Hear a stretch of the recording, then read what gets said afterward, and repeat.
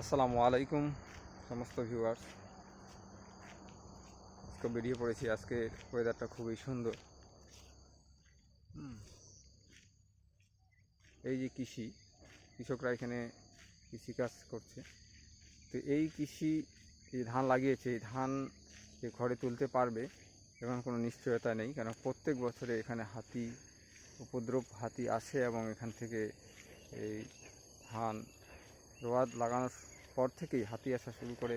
মাঝে মধ্যে হাতি আসে এবং এখানকার রোয়া খেয়ে নেয়, এবং যখন যতদিন পর্যন্ত ধান ঘরে তুলছে না ততদিন কিন্তু হাতির আনাগোনা সবসময় লেগে থাকে। কারণ এখান থেকে এই বড়দিঘি চা বাগান থেকে লাগোয়া হচ্ছে গরুমারা ন্যাশনাল পার্কের যে ফরেস্ট, সেটা এই ফরেস্টের পাশ দিয়ে এসে এই যে জঙ্গল বাগানের ভিতর দিয়ে এসে তারা শর্ট করে এখানে নেমে পড়ে, এবং এখান থেকে গ্রামবাসীরা যখন তাড়া করে আবার বাগানে উঠেছে, আবার বাগানে এখান থেকে গিয়ে ওদিক দিয়ে নেমে আবার ওদিকে এই চলতেই থাকে।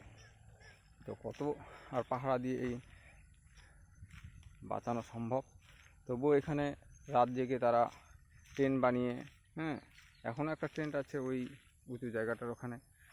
তো এই প্রতিনিয়ত এদের চলতেই থাকে। এই কি কয়েকদিন আগে এদিক দিয়ে হাতি এসেছিলো, এবং এই যে পায়ের যে ছাপ এখনও আছে। কয়েকটা হাতি এসেছিলো, এসে এগুলো খেয়েছে এবং এদিক দিয়ে উঠেছে। তো এই জায়গাটাতে সবসময় বেশি করে হাতি আসে, কারণ এটা এই বাগানের সাথে লাগোয়া। প্রায়শই হাতি আসতেই থাকে। নতুন করে এই দুইটা রিসোর্ট হয়েছে, যদিও একটু এখন একটু সেফটি হয়েছে। এবং এই যে এই এদিক দিয়েও আছে, যে ধান লাগিয়েছে। এখানকার ডুয়ার্সের প্রাকৃতিক সৌন্দর্য খুবই দেখার মতো। যে সূর্যের আলো এবং সবুজের অকারণ্য, সবুজ খুবই ভালো। আজকের আকাশ খুব পরিষ্কার।